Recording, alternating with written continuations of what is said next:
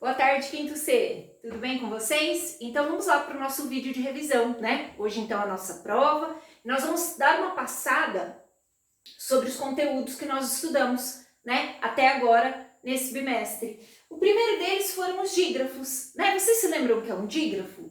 O dígrafo é o encontro de duas letras que representam apenas um som, tá?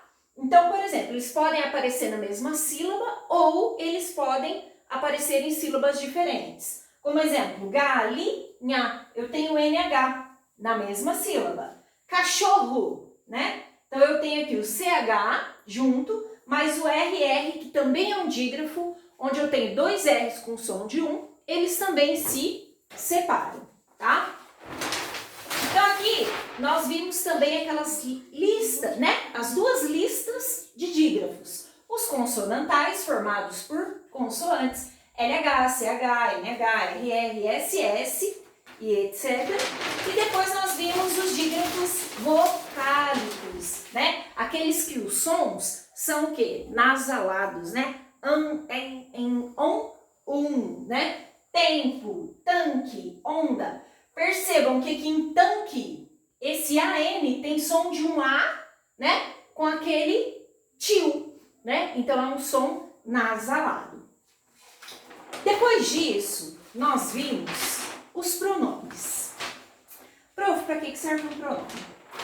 Os pronomes são palavras que servem para você substituir ou retomar alguma palavra que você já falou, né? Ou que ainda irá falar.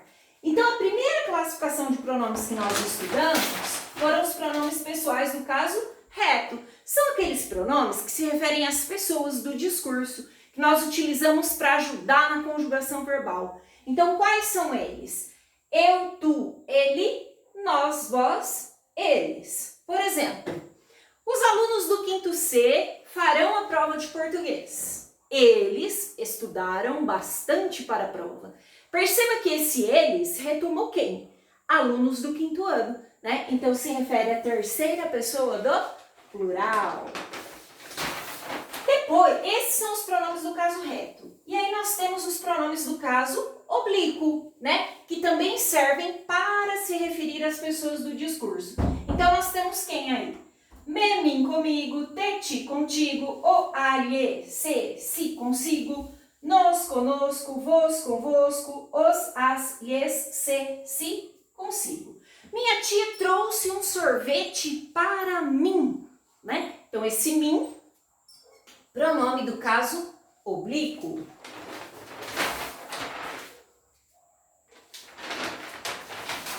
Depois nós vimos também o caso dos pronomes possessivos, que indicam posse, tá? Então eu tenho quais pronomes possessivos aqui? Meu, minha, teu, tua, seu, sua, meus, minhas, teus, tuas, seus, suas. Meu livro é sensacional. Então, tá indicando aí que esse livro é de posse da minha pessoa, certo? Então, pronomes possessivos.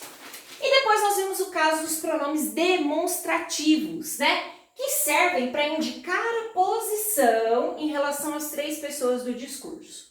Quando eu utilizo este, esta, isto, lembra que eu até mostrei o desenho para vocês?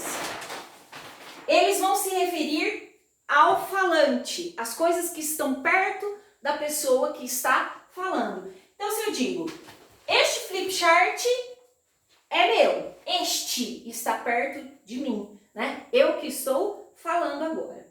Se eu digo, aquele flip chart é do Leonardo, então o Léo está me ouvindo, então esse, né? É porque significa que o Léo é o ouvinte e a coisa que eu estou me referindo está perto dele.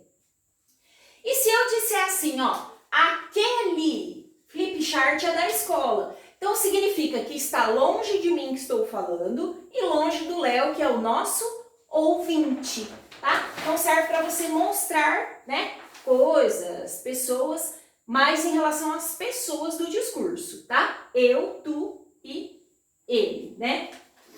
Então, olha, lembra do desenho? Ó, esse coração é seu, tem o menininho e a menininha. Por que eu tô dizendo esse? Porque o coração está perto dela que está ouvindo, ok?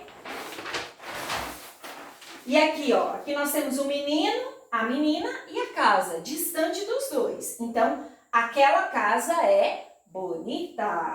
Então, pronomes demonstrativos.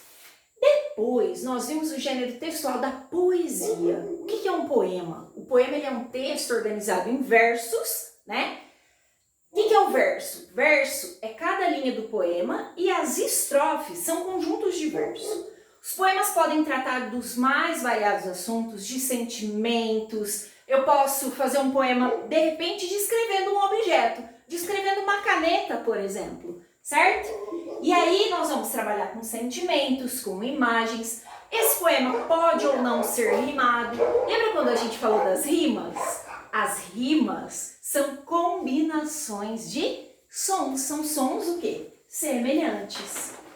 Quando eu não tenho rima, os versos são chamados de versos livres. E quando eu tenho rima, são versos o quê? Rimados. Então, mais uma vez aqui, o verso é cada linha do poema, estrofe o conjunto de versos. E aí nós vimos aquele exemplo, né? Eu sou pequeno, me dizem, e eu fico muito zangado. Tenho de olhar todo mundo com o queixo levantado. Então aqui nós temos uma estrofe, né? Organizada em quantos versos? 1, 2, 3, em 4 versos. E tenho aqui a rima entre a palavra zangado e levantado. E só lembrando, as rimas elas sempre aparecem nas últimas palavras. Lá na nossa prova, nós também vamos ter que pensar um pouquinho por quê? Porque lá tem textos para você interpretar, certo? Então, assim, leia com bastante atenção, né? Com bastante cuidado, veja o que o exercício está pedindo de você, tá? Isso é importantíssimo. E aí, daqui a pouquinho, a gente se encontra no Zoom para que eu possa tirar as dúvidas e para que vocês possam fazer uma prova bem legal, tá bom? Até já!